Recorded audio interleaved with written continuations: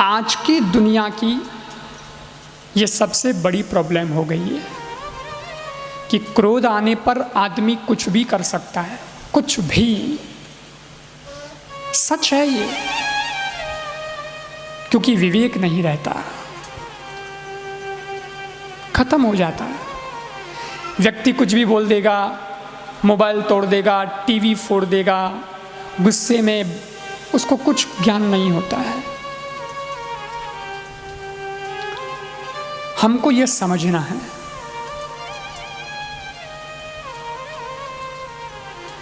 क्रोध क्या करता है सज्जनों, आपको मालूम है? एक विदेशी लेखक लिखता है, anger is the wind which blows out the lamp of the mind. उस बुद्धि के दीपक को जो जल रहा है, जिसकी वजह से हम काम कर रहे हैं, ये सब दिमाग की तो है, लेकिन उस बुद्धि के दीपक को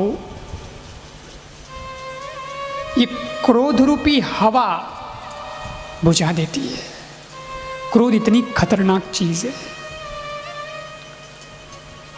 लोग बोलते हैं अजी क्रोध तो आ ही जाता है, और लोग बोलते हैं तब ऐसा बोलते हैं, देख भाई मेरे को फिर पता नहीं रहेगा, मैं कुछ भी कर लूंगा फिर मेरे को पता नहीं रहेगा, जैसे तू बहुत बड़ा काम कर रहा है। अरे तू कुछ भी कर देगा, इसका मतलब तू अपनी विशेषता बता रहा है कि कमी बता रहा है? देखो देखो फिर मेरे को आ जाएगा गुस्सा, और फिर देखो फिर तुम मेरे को मत कहना हाँ ऐसा हो गया वैसा हो गया, ऐसा बोलते हैं लोग। इसका मतलब तू तेरी विशेषता बता रहा है कि मैं ऐसा हुनरबाज हूं, कि तू तेरी कमी बता रहा है? अरे ऐसे कैसे हो जाएगा? तेरे को ध्यान रखना चाहिए, रेस्पॉन्सिबिलिटी तेरी है, परिवार भी तो तेरा ही है, जो चीज़ टूटेगी वो भी तो तेरी है, नुकसान किसको होगा? तेरे को ही होगा भाई। एक कहानी सुनाता हूं, समझ में आएगा आपको। एक राजा के दरबार में एक जौहरी हीरा बेचने वाला आया, हीरों का व्यापारी। तो राजा के दरबार में आया और राजा साहब से मिला। दरबार में सब लोग बैठे थे। राजा साहब से बोला, मालिक हुजूर, वैसे तो मैं हीरों का पारखी हूँ, हीरे बेचता हूँ, खरीदता हूँ, ये सब मेरा धंधा है, किंतु मेरे हाथ में 2 हीरे हैं और उसमें एक असली है और एक नकली है। राजा साहब बोले, कौन सा असली है और कौन सा नकली है? बोले, ये मैं नहीं बताऊंगा। हाँ, इतना ज़रूर कहता हूँ, आपको क्लू दे सकता हूँ, एक असली है एक नकली है, लेकिन मैं नहीं बताऊंगा कि कौन सा असली है और कौन सा नकली है। हाँ, आपका जो दरबार लगा है ना, इतने जो लोग बैठे हैं आपके दरबार में, इनमें से कोई बता दे कि ये असली है और ये नकली है, तो 1 करोड़ का हीरा मैं आपके राज दरबार में जमा कर दूंगा, आपके कोष में जमा कर दूंगा, या आपको दे दूंगा। या तो हीरा ले लो या नहीं तो 1 करोड़ रुपया ले लो, ठीक है? अगर सही आंसर दिया तो, और अगर गलत उत्तर दिया तो उतनी ही कीमत की चीज मैं आपसे लूंगा, या 1 करोड़ रुपया आप मेरे को दे देना, बस। चैलेंज स्वीकार कर लिया गया। दरबार में सब, राजा के दरबार में बैठे थे दरबारी।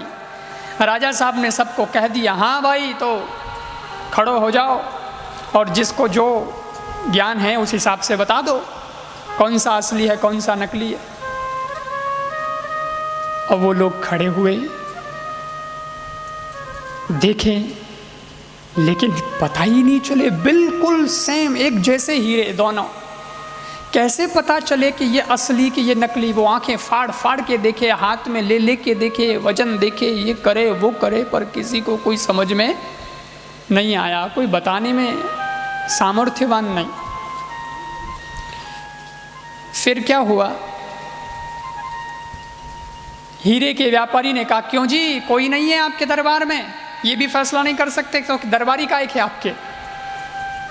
लेकिन इतने में एक अंधा व्यक्ति था राजा के दरबार में। बूढ़ा था, अंधा भी था। उसने कहा, राजा साहब मैं फैसला करूंगा कि कौन सा हीरा असली है और कौन सा नकली है।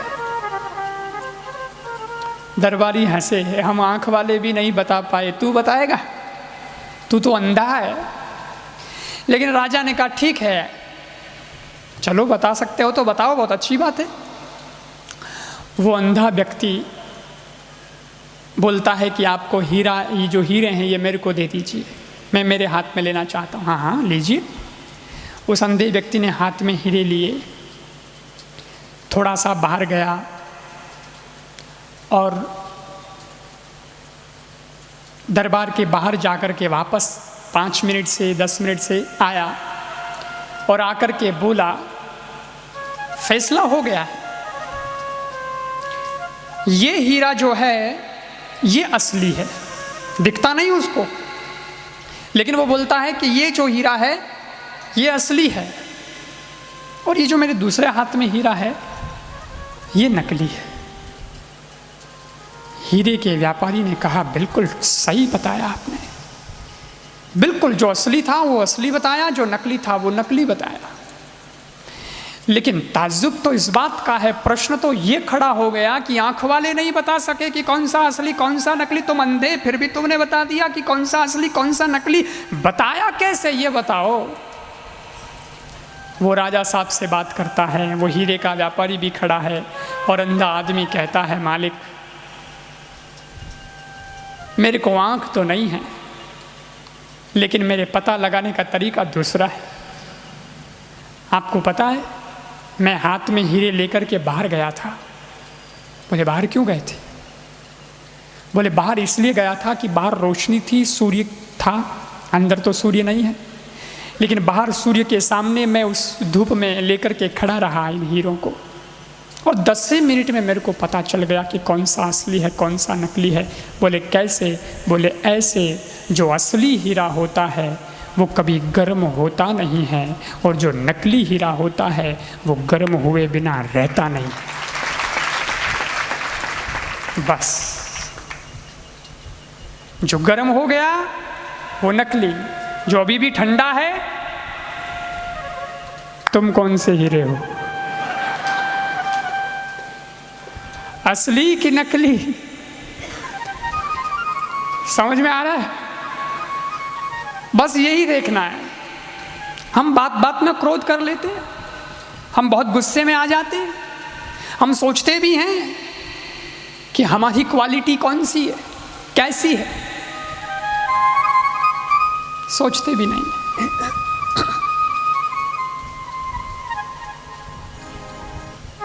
विचार करना होगा। सज्जनों, बम ब्लास्ट होता है, नुकसान होता है। यहाँ ब्लास्ट हो रहा है, अपना एंगर ब्लास्ट हो रहा है, अपना ये माथा ब्लास्ट हो रहा है, ऐसी स्थिति, और उसमें कितना नुकसान होता है। आपसे एक बात बताऊं मैं, कुछ लोग तो ऐसे हैं जिनको कोई पड़ी नहीं है। आपको थोड़ी सी बात करता हूं, दिमाग वाली बात, इसलिए आप जरा सोचना, प्रैक्टिकली खुद अपने मन में ही सोचना। व्यक्ति, ये नोट करने वाली बात है, ये देखा गया है, मनोवैज्ञानिक लोगों ने रिसर्च करके ये बात बताया, अध्ययन करके ये बात बताई कि व्यक्ति को दुख सहन नहीं होता।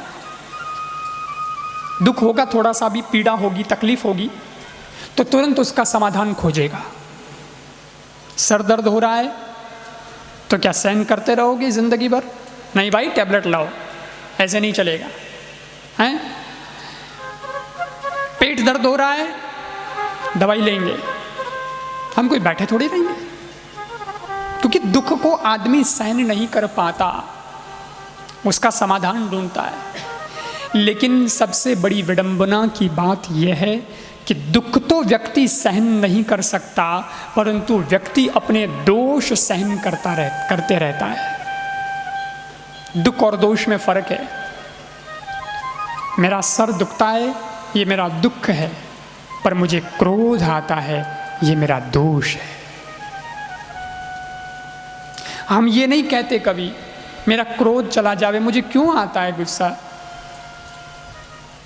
उल्टा ये कहेंगे आता ही है, फिर क्रोध नहीं आवे तो घर को कैसे सुधारा जाए, परिवार बच्चे कैसे सुधरेंगे, नहीं आवे तो सब गड़बड़ हो जाए, हमारी वजह से तो सब चल रहा है। अरे वो चल रहा है बापू, लेकिन तुमको नुकसान कितना हो रहा है वो भी तो सोचो। और हम ये नहीं कहते कि आप परिवार पर गुस्सा मत करो, कि बच्चों पर थोड़ा गुस्सा मत करो, कि उनको सुधारो मत, कि उनको बिगाड़ दो, नहीं नहीं, वो अलग एस्पेक्ट है। लेकिन हमको तो ये देखना है कि हमारा दोष है कि नहीं, क्रोध हमारी कमजोरी है कि नहीं, वो भी तो मानो यार कि हमें कई बार बहुत नुकसान भी उठाना पड़ता है। दुख दूर हो ये अच्छी बात है, लेकिन भगवान से कभी कभी प्रार्थना करना, प्रभु दुख तो शायद दूर ना भी हो तो चलेगा।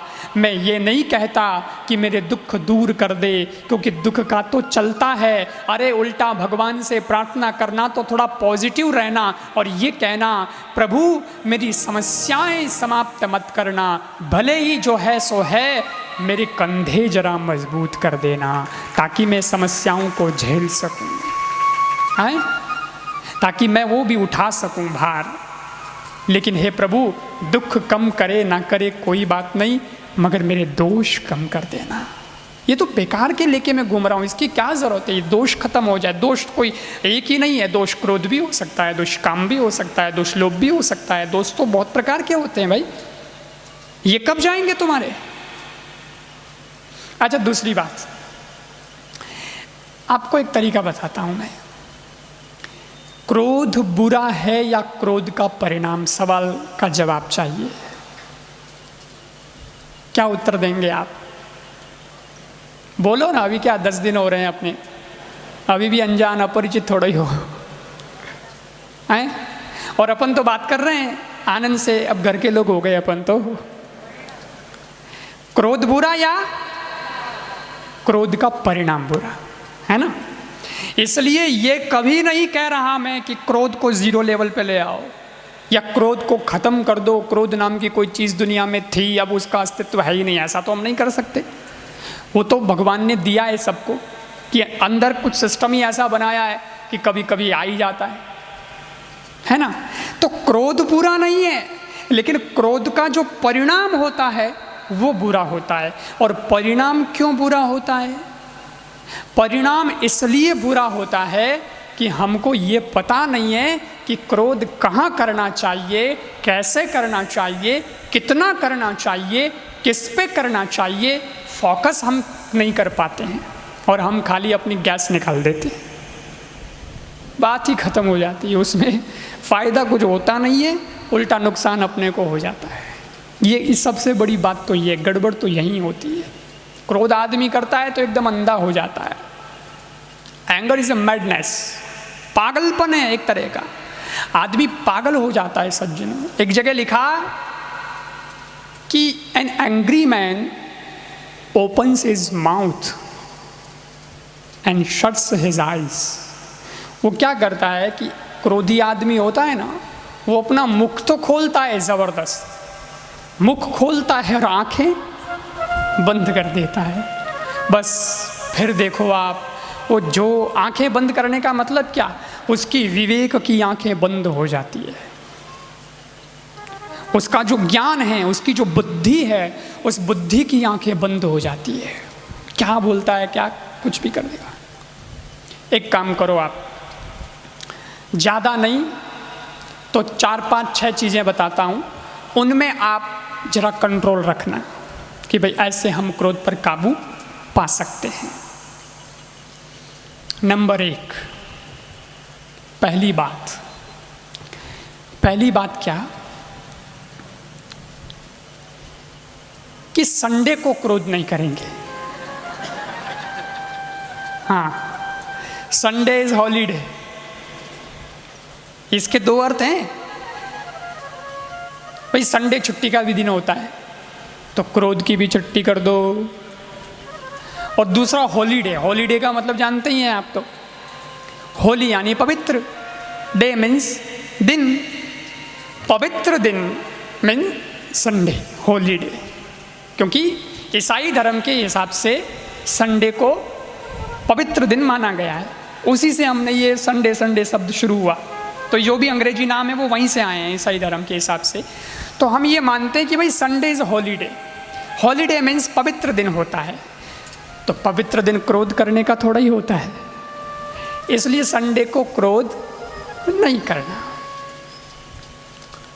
कई लोग क्या बोलते हैं, नहीं महाराज कोई दूसरा दिन दे दो, संडे नहीं, सप्ते में कोई एक दिन हम ऐसा कर लेंगे मैनेज जो क्रोध नहीं करें, लेकिन संडे नहीं चलेगा, संडे को छोड़ दो आप। मैंने कहा क्यों? अरे महाराज एक ही तो दिन होता है घर पे रहने का, उस दिन भी पत्नी पे क्रोध न करे, कुछ ना कहे तो मतलब क्या फिर? चलो भाई कोई बात नहीं, संडे नहीं होता है तुमसे तो सप्ते में कोई एक दिन ऐसा फिक्स कर दो, उस दिन गुस्सा नहीं करना। दूसरा, अगर ये भी ना हो तो दूसरा बताता हूं, जो अपने से बड़े हैं उन पे गुस्सा नहीं करना। सीधी सी बात, जो अपने से बड़े हैं उन पे गुस्सा नहीं करना। इतना तो कर सकते हो, बड़े लोगों पे गुस्सा नहीं, और नहीं करना चाहिए। हमारा नीति शास्त्र भी यही कहता है, जो भाई बड़े हैं तो फिर क्या गुस्सा करना।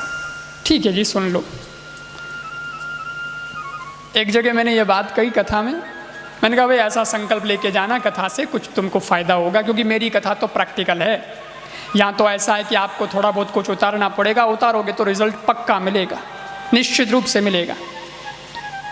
तो तुम ऐसा कुछ करना कि ना बड़े हैं उन पे क्रोध नहीं करना। एक आदमी था सत्संग में बैठा होगा, 2 दिन बाद में वापस आया मेरे पास, मेरे से बोला महाराज गड़बड़ हो गई मेरे घर में। मैंने कहा क्या हुआ? बोले मैं आया था 2 दिन पहले यहाँ सत्संग में, उस दिन आप क्रोध पे प्रवचन कर रहे थे और आपने बोला था जो अपने से बड़े उन पे क्रोध नहीं करना, ऐसा संकल्प आपने लिरवाया था। तो हिप्नोटाइज होके मैंने संकल्प ले लिया वहाँ बैठे बैठे ही पांडाल में। फिर घर पे गया तो बड़ी मुश्किल हो गई, मेरे तो गड़बड़ हो गई, मैं तो फंस गया, समझो मैं भारी तरह से फंस गया। अरे मैंने कहा ऐसे कैसे फंस सकता भाई, ये तो मुक्ति की बात थी, क्रोध नहीं करने से तो आदमी फंसता थोड़ा ही है, निकल जाता है फंसा हुआ हो भी तो। अरे बोले नहीं, मैं सुनो मेरी बात। मैंने कहा क्या हुआ बता। बोले मैं घर पे गया, अगले दिन सवेरे सब लोग बैठे थे, मेरी पत्नी ने भोजन बनाया, भोजन की थाली आई सामने, तो मैं जैसे ही भोजन करने लगा तो मैंने देखा थाली में वो सब्जी जो मेरे को पसंद ही नहीं, अच्छी नहीं लगती मेरे को, मैं खाता ही नहीं वो कभी, वो परोस दी उसने, वही बनाई। एक ही सब्जी बनाई, अच्छा दूसरा कोई ऑप्शन भी नहीं छोड़ा, एक ही सब्जी बनाई उसने, वो भी वो जो मेरे को पसंद नहीं। और सुबह का टाइम, ऑफिस जाने का टाइम, और मैं तो गुस्से में आ गया। मैंने कहा ये क्या मतलब है? तेरे को मालूम है मुझे क्या अच्छा लगता है, क्या अच्छा नहीं लगता है, मेरे को क्या पसंद है, क्या नहीं पसंद है, सब कुछ तुझे मालूम है, और उसके बाद भी तूने ये सब्जी बनाई जो मेरे को पसंद नहीं है। और सुबह सुबह ऑफिस का टाइम है, मेरा टाइम खराब हो रहा है, मेरे को जाना भी है, और फिर अब कुछ खाने लायक भी नहीं छोड़ा तूने। ऐसे करके मेरे को गुस्सा आ गया, पारा चढ़ गया 7वें आसमान पर। तो पत्नी क्या बोलती है कि ज़्यादा जोर से मत बोलिए, इतना गुस्सा होने की ज़रूरत नहीं है, शांत हो जाइए। अब जब पत्नी बोलती शांत हो जाइए तो मैंने कहा आप शांत क्या, अब तो गुस्सा होगा ही होगा, लड़ाई होगी ही होगी, गलती तेरी है। और फिर बोलती है कि शांत हो जाइए, मैं तो बिल्कुल नहीं। पत्नी बोली शांत तो होना ही पड़ेगा। बोले क्यों? बोले आप कल संकल्प लेके आए थे ना महाराज के वहाँ कथा से, क्रोध नहीं करे। बोले वो तो संकल्प लिया था, पर वो संकल्प लेने में एक शर्त थी कि जो बड़े हैं उन पे गुस्सा नहीं होगा। तो मैंने वही संकल्प लिया था, इतना तो मेरे में भी दिमाग है ना। तो मैंने संकल्प लिया था कि अपनों से बड़ों पे गुस्सा नहीं करूँगा, हूँ अपने से जो बड़े उन पर क्रोध नहीं करूँगा। पत्नी बोली वही तो याद दिला रही हूँ, तुम 28 के हो, मैं 30 की हूँ, 2 साल बड़ी हूँ, बड़े में मैं तो फिर बड़े में मैं भी बड़ी हूँ 2 साल। और वो आके बोला महाराज जिंदगी भर के लिए फंस गया मैं, पत्नी से कभी ऊंची आवाज में बात ही नहीं कर सकता। लेकिन भाई गुस्से को कंट्रोल करना है, तरीके तो हैं। अपना सको तो। अपनों से बड़ों पे क्रोध नहीं करना। तीसरी बात बताता हूं, बड़ी अच्छी बात है। जिनका हम पर उपकार है उनके सामने क्रोध नहीं करना। बहुत अच्छी बात है, समझना इस बात को। बच्चों के लिए, यूथ के लिए बहुत अच्छी बात है, क्योंकि यूथ के पास में एनर्जी बहुत होती है। तो निश्चित रूप से मान लिया जावे कि उनको गुस्सा भी बहुत आएगा, क्योंकि गुस्सा भी उसी को ही आएगा ना, एनर्जी होगी तभी आएगा। नहीं तो कहीं तो बिल्कुल लटका के, मुंह लटका के बैठे रहते हैं, कुछ है ही नहीं तो करे क्या। तो गुस्सा भी एनर्जी है एक तरह की, और यूथ में एनर्जी बहुत होती है, तो गुस्सा आ जाता है। लेकिन हमको गुस्से को कंट्रोल करने के लिए सीखना है कि जो जिनका हम पर उपकार है उनके सामने हम गुस्सा नहीं करेंगे। जैसे माता पिता, जैसे गुरु, जैसे हमारा बड़ा भाई है, और कोई हमारा ऐसा कोई साथी है जो हमसे बड़ा भी है और उसने हमारा भला किया, उसने हम पर उपकार किया है, तो हम उस पर क्रोध न करें। उसके उपकारों को कैसे भूलें, और हम 1 मिनट में गुस्से में रिश्ता तोड़ के रवाना हो जाते हैं उससे। ये क्या बात हुई भाई। तो जिसका हम पर उपकार है उस पर क्रोध ना करें। लोग समझते ही नहीं है। मैंने ऐसे लोगों को भी देखा है, वो क्या बोलते हैं, लड़का बोलता है गुस्से में आकर के पापा से, मैं देख लूंगा, कोर्ट में आओ तुम, कोर्ट में देखता हूं तुमको। अरे क्या देख लेगा तू, किसको देख लेगा यार, किसको बोल रहा है, तेरा बाप है, वो जन्म दिया है, तेरे पिता है, वो ना होते तो तू नहीं होता, तू बोलता कोर्ट में देख लूंगा। कोर्ट में जाने का पूरा रास्ता तुम्हारे पास में है, सब कुछ है, कानून अपना काम करेगा, और तुम गलत हो या वो गलत है, जो भी होगा फंसेगा। मगर तुम ये तो सोच सकते हो कि काय को कोर्ट में जाना, पिताजी हैं, पिताजी ने कह दिया तो कह दिया, कोई बात नहीं। और ये मेरे वो पिता हैं कि मैंने जब जब गलतियां की बचपन में, इन्होंने मुझे माफ़ किया, तब तब इन्होंने मुझे माफ़ी दी, इन्होंने मुझे प्यार दिया। अरे मैं तो सही नहीं बोलना जानता था, लेकिन इन्होंने मुझे सही बोलना सिखाया, और जब सही बोलना सीख गया तो आज मैं इन्हीं के सामने बोल रहा हूँ और इन्हीं को नहीं मानता। नहीं नहीं, मेरी आत्मा, मेरा अंदर का जो चेतना है वो कहती है नहीं, इनके सामने मुझे नहीं बोलना चाहिए। लड़के क्या बोलते हैं, अरे पिता गलत बोल रहा है, मैं गलत का तो मैं विरोध करूंगा ना। बिल्कुल, माता पिता गुरुजन, they can be wrong but they can't be bad. वो रॉन्ग तो हो सकते हैं, इंसान से गलती हो सकती है भाई, और इंसान ही रहेगा, भगवान तो नहीं बन पड़ेगा ना। इसलिए गलती तो हो सकती है, पिता भी कभी गलत हो सकता है, माँ का फैसला भी कभी गलत हो सकता है। वो गलत तो हो सकते हैं, लेकिन वो कभी बुरे नहीं हो सकते हैं, इस बात को याद रखना।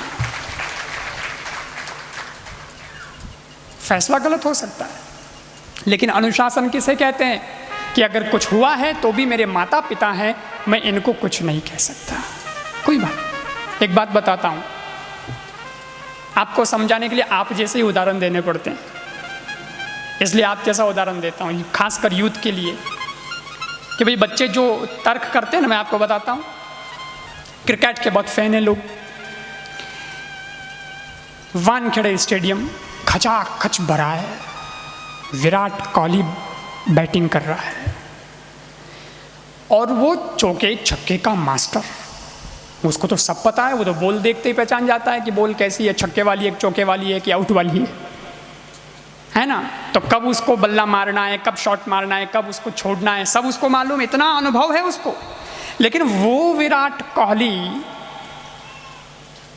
अगर आउट न भी हो और अंपायर अगर डिसीजन दे दे, उसकी अंगुली ऐसे उठ जावे,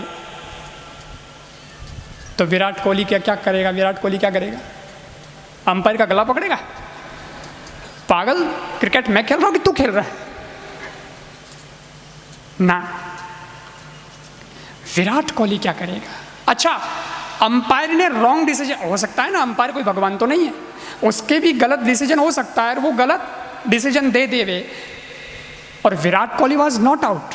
सारी पब्लिक कह रही है 40,000 लोगों के बैठने की कैपेसिटी है उसमें वानखेड़े स्टेडियम में, और वानखेड़े स्टेडियम के जितने लोग दर्शक आए वो कह रहे हैं कि इट वॉज रॉन्ग डिसीजन, लेकिन फिर भी विराट कोहली गर्दन नीची करके मैदान से बाहर आ जाता है, वो कुछ भी नहीं बोलता है, क्योंकि अंपायर ने एक बार अंगुली उठा दी, बात फाइनल हो गई। माँ बाप ने एक बार अंगुली उठा दी, बात फाइनल हो गई।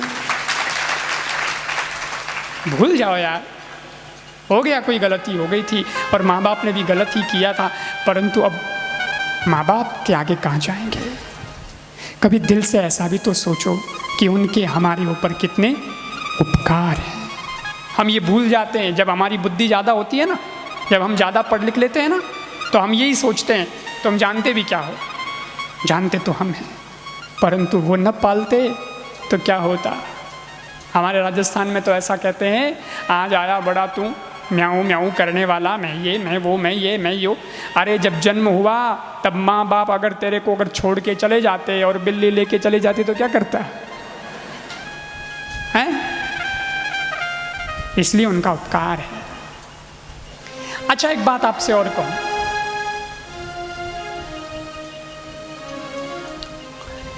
कि क्रोध क्यों आता है? इसका कोई कारण है कि क्रोध क्यों आता है? इसका कोई उत्तर देगा? मैं ये नहीं पूछ रहा हूं कि क्रोध कब आता है, when do you be angry नहीं, लेकिन why do be you angry. आप जब आप क्रोधी क्यों बन जाते हो, आप क्रोध कब करते हो वो छोड़ो, लेकिन आप क्रोधी क्यों होते हो, आप क्रोध क्यों करते हो? एक उत्तर है, सटीक उत्तर है कि जब हमारे मन के विपरीत काम होता है तब व्यक्ति क्रोध करता है। बहुत गहराई में जाके सोचना तो उत्तर मिलेगा। जहाँ हमारा ईगो हर्ट हो रहा है और हमारे मन के विपरीत काम हो रहा है, गुस्सा आएगा कि नहीं आएगा? भाई सीधी सी बात है, मेरे को बाइक चलानी है, पापा बोल रहे हैं ना आप टांग तोड़ के आएगा। अब उस वक्त मेरी इच्छा पूरी है कि मेरे को बाइक चलानी है और पापा मना कर रहे हैं, तो वो सही भी हो सकते हैं अपनी जगह, वो अपना भला भी सोच रहे हैं कि अरे बेटा तू अभी देख हॉस्पिटल ले जाना पड़ेगा, सब गड़बड़ हो जाएगी, लेकिन अपनी इच्छा है कि बाइक चलाना है, और अगर वो नहीं चलाने देंगे तो उस वक्त क्या होगा? अपना तो गर्म खून है, ऊपर उठ जाएगा और मन के विपरीत काम हो गया। ऐसा अगर बाप के साथ में हो जावे कि बाप चाहता था कुछ और बेटे ने कर लिया कुछ, तब भी गुस्सा आएगा बेटे पे, आएगा कि नहीं आएगा? क्रोध के मुख्य 3 कारण है, मैं आपको बताता हूँ। ये केस स्टडी जिसको बोलते हैं ना, ऐसी है क्रोध की केस स्टडी। ये क्रोध का मामला कैसा है? आग्रह, आसक्ति और अहंकार, इन तीनों की वजह से क्रोध आता है। आग्रह नंबर 1, सोचना जरा। पति कहता है कि मुझे सुबह चाय चाहिए, बेड टी चाहिए, ठीक है, आपकी आदत है पीने की, चाहिए, ठीक है, पिला दी पत्नी ने, ठीक है, किसी दिन मिस हो गया तो भी ठीक है, चलता है, एडजस्टमेंट करना है, कोई तकलीफ नहीं है, कोई प्रॉब्लम नहीं है। लेकिन प्रॉब्लम तब होती है जब आग्रह, एक तो होती है अपेक्षा, एक होता है आग्रह। एक तो भाई मेरे को चाहिए, मेरे को इच्छा होती है चाय पीने की सुबह, चाहिए, लेकिन एक दूसरा होता है आग्रह, चाहिए ही चाहिए, मीन्स हर हालत में चाहिए। पत्नी अगर बेड से उठने जैसी हालत में नहीं है तब भी उसके हाथ की चाय चाहिए, वो गड़बड़ करता है। वो फिर कभी लेट हो जाएगी, कभी वो बच्चे में बिजी है, तब तुमको अगर चाय नहीं मिली तो क्या आएगा? गुस्सा, क्रोध आएगा। आप अपेक्षा रखो, उसमें कोई बुरी बात नहीं है, ठीक है, आपकी एक एक्सपेक्टेशन है, लेकिन आप आग्रह क्यों करते हो? देखो मैं मेरे ऊपर बताता हूँ आपको, मैं प्रवचन करता हूँ तो मेरे को भी अपेक्षा होती है कि लोग सुधरें, क्रोध नहीं करना चाहिए। मैं यहाँ से बैठ के बोल रहा हूँ, मीन्स लोग सुने और उसको माने, इम्प्लीमेंट करें कि हाँ भाई क्रोध नहीं करना चाहिए। लेकिन मेरे को भी पता है कि यहाँ से सुन के जाओगे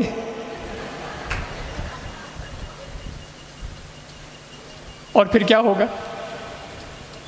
अरे दूसरी बात छोड़ो, तुम कार में बैठोगे, जा रहे हो और अगले वाला अगर साइड नहीं दे रहा है तो क्या करोगे?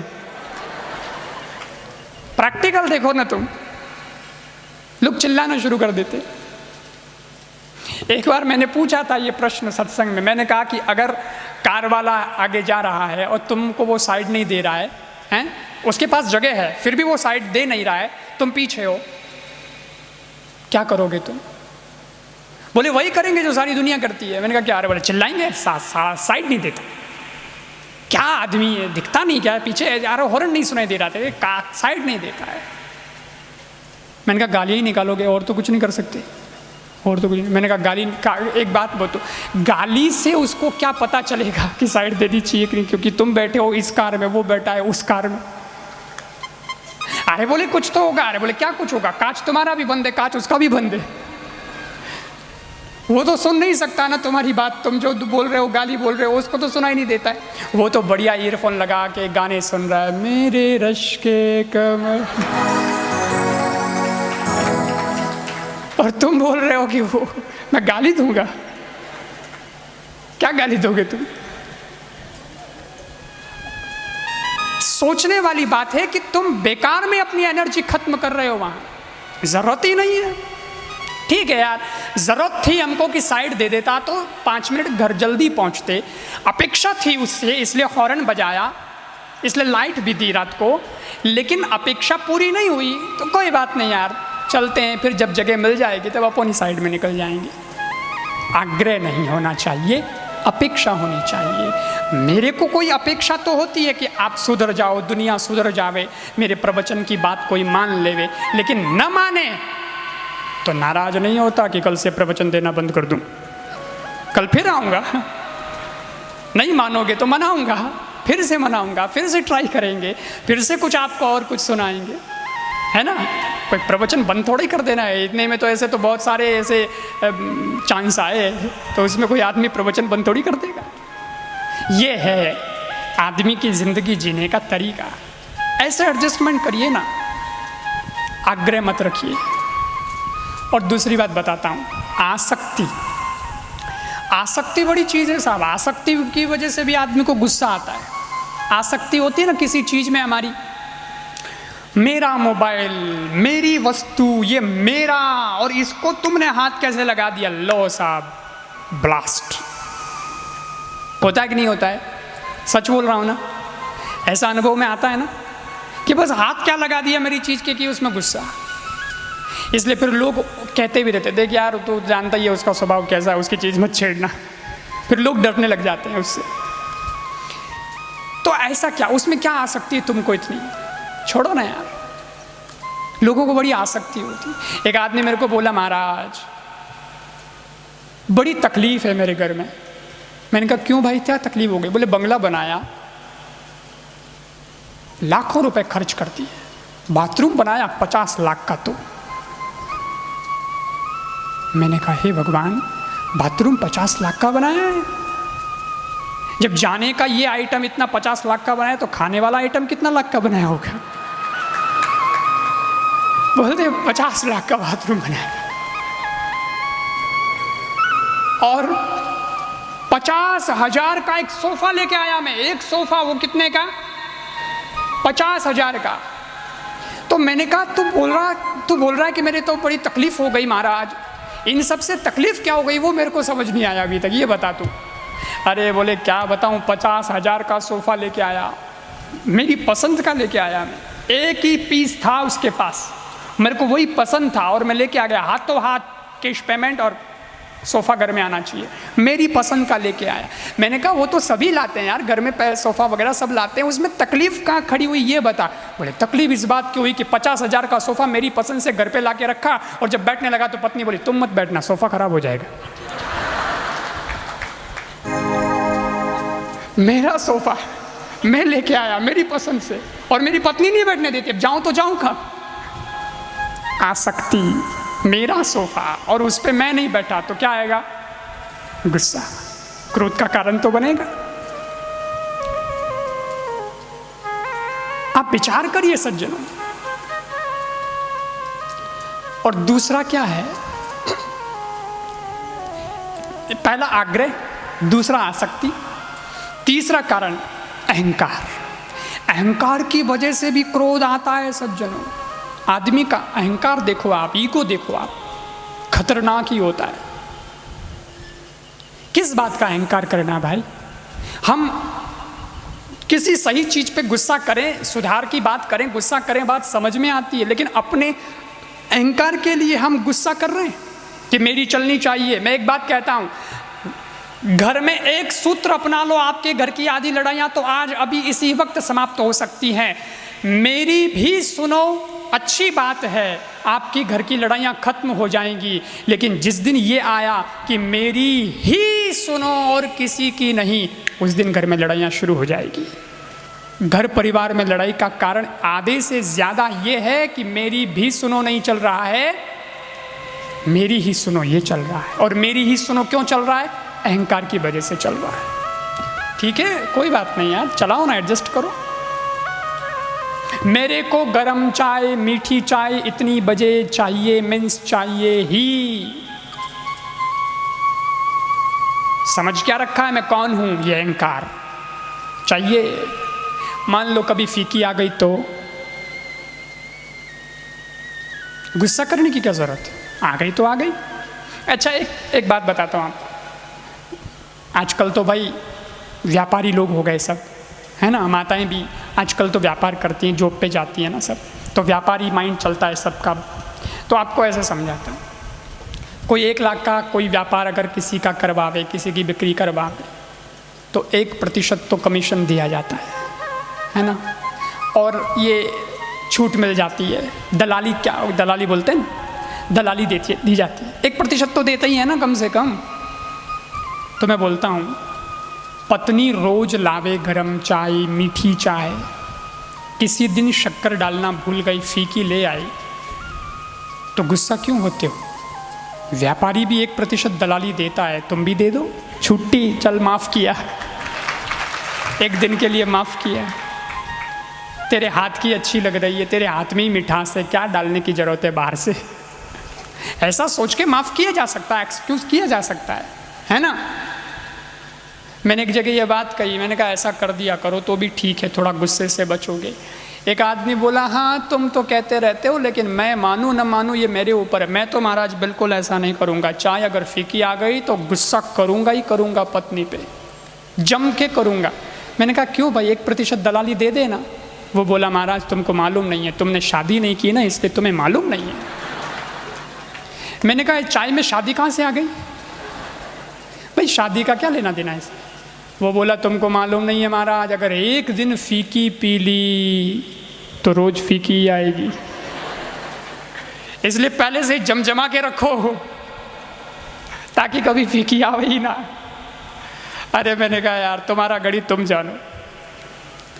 क्रोध के ये कारण हैं, इसलिए जरा इससे बच के रहना। खैर, मैं बात कर रहा था कि आप संडे को क्रोध मत करो, ये ना हो तो बड़ों पर क्रोध मत करो, ये भी ना हो तो जिन्होंने उपकार किया उन पर क्रोध ना करो। चौथी बात बताता हूँ, भोजन करते वक्त क्रोध मत करो। हाँ, इतना तो करो, क्योंकि भोजन करने में पूरा दिन नहीं लगता है, 10 मिनट 15 मिनट लगता है। 10-15 मिनट क्रोध के बिना नहीं रह सकते क्या आप? इतना तो रह सकते हो। भोजन करते वक्त क्रोध मत करो। और क्रोध क्यों करना? दाल में नमक नहीं है, लोग क्रोध करना शुरू कर देते हैं। लेकिन लॉजिकली सोचो, दाल में नमक नहीं है तो क्रोध करने की जरूरत क्या है? एक बात बताओ, दाल में नमक नहीं है या घर में नमक नहीं है? दाल में नमक नहीं है या घर में नमक नहीं है?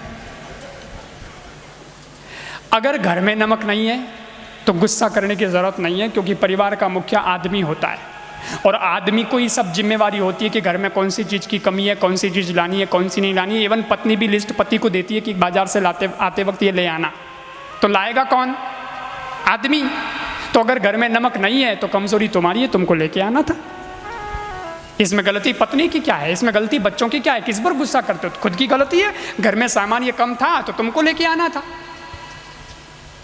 घर में नमक नहीं है तो गलती भी तुम्हारी है, तुमको लेके आना था। और दाल में नमक नहीं है और घर में नमक है तो गुस्सा काहे को करना? डिब्बा लेके डाल देना, बवाल क्यों करता है? और गुस्सा करने से तो दाल में नमक नहीं आएगा, गुस्सा करने से तो दाल का टेस्ट बढ़िया नहीं हो जाएगा। सोचने वाली बात है कि नहीं? तो भोजन करते वक्त गुस्सा नहीं करना। 5वीं बात, मोबाइल पे फोन, ये बातचीत करते हुए मोबाइल से गुस्सा नहीं करना। कई लोगों को बड़ी आदत हो, मैं तो देख लूंगा तेरे को, अभी तेरे झापड़ मारता हूँ। और तू किसको झापड़ मारेगा? तू मोबाइल से बात कर रहा है, आदमी तो 100 किलोमीटर दूर खड़ा है, झापड़ मार दूंगा। किसको झापड़ मारेगा? वो है ही नहीं तेरे सामने, लेकिन गुस्से में बोल रहा है। और कुछ लोग बड़े समझदार होते हैं, कुछ को कोई सामने से गालियां बोलता है ना भाई, एक तो खुद गाली बोल रहा है मोबाइल पे, एक सामने से मोबाइल पे सुनने को मिलती है, अरे तूने ऐसा कर दिया, तेरा मैं ऐसा कर दूंगा। तो मैंने एक आदमी को देखा, वो आदमी मोबाइल से बात करते करते बाथरूम में गया, मोबाइल बाथरूम में रख के आ गया। मैंने कहा क्या किया? बोले महाराज कई लोगों को वॉमिट करने की आदत होती है, तो बाथरूम में छोड़ के आया हूँ, 10 मिनट बाद में बात करूंगा। कोई मतलब तो है नहीं, वो ऐसे ही चला रहा है, क्या परिणाम क्या निकलेगा? कोई लेना नहीं, कोई देना नहीं, वो ऐसे ही मोबाइल पे निपटाए जा रहा है, कुछ नहीं मिलने वाला। तो वो ऐसा भी लोग सोचते हैं। कुछ लोग कहते हैं लोगों को सुबह सुबह ही जहर उगलने की आदत होती है। मोबाइल से गालियां बोलना मतलब आदमी का विवेक खत्म हो गया, ये विवेक शून्य आदमी के काम है। क्या मतलब भाई? काम ऐसे नहीं होगा। अच्छा एक और बात बताऊं, लोग कहते हैं गुस्सा करना ही पड़ता है। मैं आपको एक बात बताता हूं, व्यवहारिक बात बताता हूं कि काम गुस्सा करने से नहीं होता है, काम तो प्यार से ही बोलने से होता है। गुस्सा करने से दिल टूटते हैं, गुस्सा करने से रिलेशन खराब होते हैं। आप करके देख लेना, किसी को डंडे के जोर पे काम करवा सकते हो आप, करवा लो। प्रेम से काम करवा सकते हो, उसको मनाओ बढ़िया प्रेम से, दिल जीतो ना यार, फिर देखो काम कैसे होते हैं। टीम वर्क जिसको हम कहते हैं वो ऐसे ही तो होता है, सब एक दूसरे से मिलजुल के काम करते हैं। और अंतिम छठी बात, लास्ट छठी बात मैं आपको बताने जा रहा हूँ, और वो बहुत मार्मिक की बात है। ये सारी 5 बातें अगर आप न कर पाओ तो कोई बात नहीं, लेकिन ये छठी बात अगर कर ली तो काम बन जाएगा। और ये तो कर लेना, सोते वक्त कभी क्रोध मत करो। अब बेड पे आ गए, सो रहे हो, दिन भर के सारे काम निपट गए हैं, बस अब सोना है, तो सोते वक्त कुछ भी मत करो। आप ये क्या मतलब कि दिन में मेरे को उसने ये कह दिया था, फिर वापस सुबह से अपनी फिल्म शुरू करेंगे, ये कह दिया था, फिर वो वहाँ मिला था तो उसने भी आज मेरे को ये बोल दिया था, वो बोल दिया था। क्या मतलब भाई, काहे को तुम उसको याद करते हो और फिर वो उसको देख के फिर उसकी बात याद करके आपको गुस्सा आता है? छोड़ दो, अभी सो रहे हैं तो दिमाग को बिल्कुल शांत रख लो और सो जाओ। जब ऐसा आप करो, ये 6 पॉइंट मैंने बताए जहाँ क्रोध नहीं करना है, अगर इसमें से एक भी पॉइंट आपने अपनाया, उसे स्वीकार किया, तो काम बन जाएगा। और फिर अगर क्रोध करना है तो एक बात बताता हूँ, क्योंकि क्रोध तो कोई भी कर सकता है, anybody can become angry, that is easy. But अब जो बात बता रहा हूँ उसको जरा समझना। To be angry with the right person, क्रोध करना है उस व्यक्ति के साथ करो जहाँ क्रोध करने की वास्तव में आपको अभी आवश्यकता है। आप ऑफिस चला रहे हैं, आप फैक्ट्री चला रहे हैं, आप कर्मचारी लेके बैठे हैं, और ऐसे में क्रोध नहीं करोगे तो मैनेज नहीं कर पाएगा, वो धंधा ठप हो जाएगा, कोई आपकी मानेगा नहीं, सुनेगा नहीं। तो to be angry with right person, ठीक है। दूसरा, टू द राइट डिग्री भी तो देखो यार, और एट द राइट टाइम, समय भी तो देखो कि किस वक्त हमें क्रोध करने का भी समय होता है। क्रिकेट खेल रहे हैं और उसके बाद बॉल आती है, बॉल ठीक है, बैट भी ठीक है, मारना भी आता है, पर टाइमिंग गलत है, तो विकेट के लगेगी कि नहीं लगेगी, स्टंप आउट हो जाएगा कि नहीं हो जाएगा, टाइमिंग बराबर नहीं थी। म्यूज़िक की बात बताता हूँ, म्यूज़िक में क्या होता है, गाना बजाना ये सब होता है, इसमें लय ताल होती है, लेकिन किस वक्त उठाना है, किस वक्त रुकना है, किस वक्त कहाँ ताल लगानी है, ये सब टाइमिंग का खेल होता है। टाइमिंग नहीं है तो धमाधम तो होगा, पर म्यूज़िक ख़त्म हो जाएगा, टर्न ख़त्म हो जाएगी, धुन ख़त्म हो जाएगी। इसलिए मैं कहता हूँ शोर मत करो, म्यूज़िक करो। म्यूज़िक होना चाहिए आपकी ज़िंदगी में, तो एट द राइट टाइम। और दूसरी बात ये सीखने की है कि पर्पस क्या है आपका, आप जो गुस्सा कर रहे हो उसका एक उद्देश्य भी तो होना चाहिए कि मैं इसलिए गुस्सा कर रहा हूँ, खाली अपनी भड़ास निकालने के लिए गुस्सा नहीं, उसका पर्पस भी देखो और वो राइट वे में होना चाहिए। ये सारी बातें अगर आ जाएगी तो काम बन जाएगा। वो क्रोध एक अच्छा परिणाम लेकर के आएगा सज्जनों। और नहीं तो शंकर भगवान से सीखना। शंकर भगवान है ना, वे भी क्रोध करते हैं, वे हमेशा क्रोध को नौकर बना के रखते हैं। वो क्रोध के गुलाम नहीं है, क्रोध उनका स्लेव है। जब जरूरत हो, नौकर को क्या है, जब जरूरत होती है तब बुलाते हैं, बाकी उसको वापस भेज देते हैं। वैसे ही जब आपको जरूरत पड़े क्रोध की, बुलाइए, करिए क्रोध। शंकर जी को कामदेव को भस्म करना था, उन्होंने क्रोध किया, लेकिन जब कामदेव की पत्नी रति रोती हुई आई तो शंकर जी ने क्रोध को भेज दिया और उस पर करुणा कर दी, कह दिया रति तुझे तेरा पति मिल जाएगा। तो क्रोध करने का टाइम, समय वो सब शंकर जी को पता है। इसीलिए क्रोध करने के बाद भी शंकर जी का नाम क्या है? कर्पूर गौरम करुणावतारम संसार सारम भुजगेन्द्रहारम सदा वसंतम हृदयारविंदे भवं भवानी सहितं नमामि भवं भवानी सहितं नमामि। क्रोध करने के बाद भी शिव जी का नाम है कर्पूर गौरम करुणावतारम। क्रोधावतारम नहीं है वो। और यहाँ आदमी को पता ही नहीं है वो क्या का क्या करते जा रहा है। आज के अखबार में न्यूज़ थी, एक आदमी अपनी बेटियों को उसने गोली मार दी, अपनी पत्नी को भी उसने मार दिया और खुद और मरा ही नहीं। ट्राई भी किया पर हिम्मत नहीं हुई मरने की।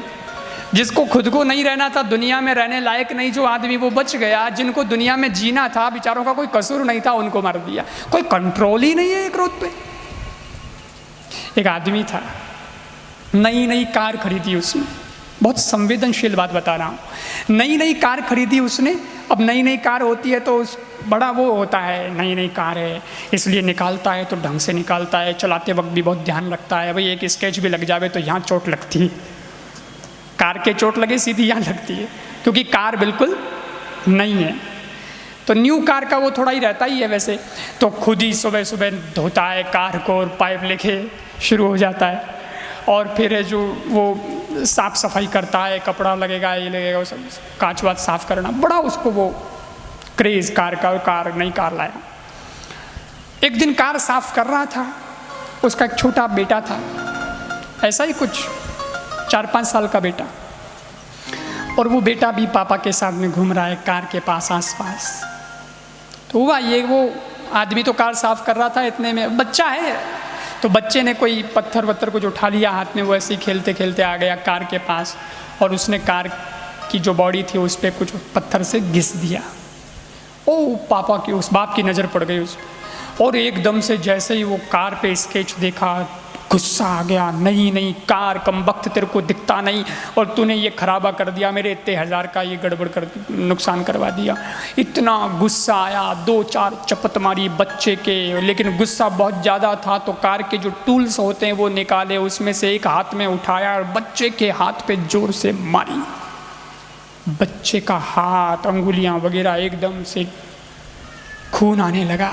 अब एकदम से उसको होश आया, अरे ये क्या कर दिया मैंने, तो उल्टा ज़्यादा कर दिया, मेरे बच्चे के हाथ में से खून आ रहा है। हाथों हाथ हॉस्पिटल लेके गया। हॉस्पिटल में डॉक्टर ने चेक किया, डॉक्टर ने कहा कि इसकी अंगुलियां तो गई, काटनी पड़ेगी, नहीं तो ये सब वैसे ही रह जाएगी और ये काटनी पड़ेगी। ऑपरेशन किया, अंगुलियां कट चुकी थी। महीने भर बाद में बच्चा वापस आया और वो छोटा सा बेटा पापा की गोद में बैठा है। उस बच्चे को देखो आप, बच्चे की आत्मा देखो आप, कितनी शुद्ध होती है, वो कितना निकालस होता है। उसके मन में अपने पिता के प्रति कोई द्वेष नहीं, कुछ नहीं, कोई गुस्सा नहीं। और बच्चे ने बहुत सच्चे मन से, निखालस भाव से पापा से पूछा, पापा मेरी अंगुलियां वापस कब आएगी? लेकिन अंगुलियां तो आनी नहीं थी, कट चुकी थी। और वो पूछ रहा है कि पापा मेरी अंगुलियां वापस कब आएगी? ये सुनते ही पापा को और गुस्सा आया, इस बार खुद पे आया कि क्यों तो मैंने टूल उठाया और क्यों मैंने बच्चे पे गुस्सा किया, मेरा बच्चा ही तो था। उठ के गया, कार पे टायर पे लाते मारने लगा, गुस्सा उतार रहा है कार पे, लात मारी। फिर भी गुस्सा शांत नहीं हुआ तो टूल निकाले, टूल से गाड़ी पर मारा, बोनेट पे मारा, कांच को फोड़ा और फोड़ते फोड़ते डैमेज करते करते कार को थोड़ा आगे गया और उस बॉडी को देखा और एक ही दिमाग में चल रहा है, मैंने ऐसा क्यों किया? मेरा बच्चा 5 साल का पूछ रहा है मुझसे इतने प्यार से, पापा मेरी अंगुलियां कब उगेगी वापस, कब आएगी अंगुलियां, मैंने क्यों किया ऐसा? और जब वो बॉडी के उस भाग की ओर गया जहां बच्चे ने पत्थर से घिसा था, तो उसकी नज़र वहां पड़ी। एक्चुअली घिसा नहीं गया था, बच्चा इंग्लिश मीडियम स्कूल में पढ़ता था और उसने इंग्लिश में लिखा था पत्थर से घस घस के कार की बॉडी पे, पापा आई लव यू। और पापा ने ये पढ़ा तो उस आदमी के मन में ऐसा हुआ कि मैंने बहुत गलत किया, मैंने बहुत गलत किया। और कहते हैं कि वो इतना फ्रस्ट्रेशन हो गया, इतना उसको टेंशन हो गया कि फिर उसने आत्महत्या कर ली। वो अपने आप को जिंदा नहीं रख पाया। ये किसका परिणाम है? ये बेफालतू बिना सोचे समझे किए गए क्रोध का परिणाम है। इसलिए सज्जनों, क्रोध के साथ विवेक का होना बहुत ज़रूरी है। और मैं आपसे यही निवेदन करता हूँ, जहाँ से मैंने सब्जेक्ट को उठाया, कि इस दुनिया में पैसा कमाने के लिए नकली हीरे बेचने की ज़रूरत नहीं है, असली हीरे बनो। आपकी कीमत कभी कम नहीं होगी, कभी कम नहीं होगी।